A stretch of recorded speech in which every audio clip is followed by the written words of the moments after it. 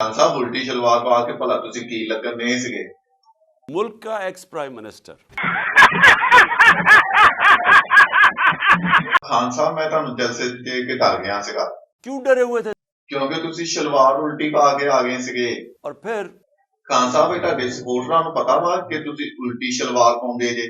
को पता है ਉਲਟੀ ਸ਼ਲਵਾਰ ਪਾ ਕੇ ਭਲਾ ਤੁਸੀਂ ਕਿਸ ਤਰ੍ਹਾਂ ਦੇ ਲੱਗ ਰਹੇ ਸੀਗੇ? कौन है स्पेशलिस्ट? ਉਲਟੀ ਸ਼ਲਵਾਰ ਪਾ ਕੇ ਤੁਸੀਂ ਪਹਿਲੀ ਦਫਾ ਜਲਸੇ ਚ ਆਏ ਸੀਗੇ? पहले भी आया था।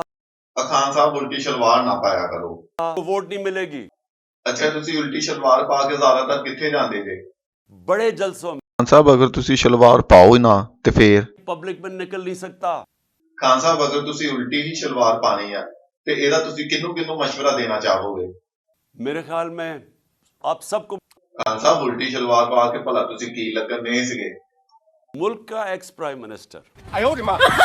अगर तुम्हें वीडियो पसंद आई तो लाइक मारो।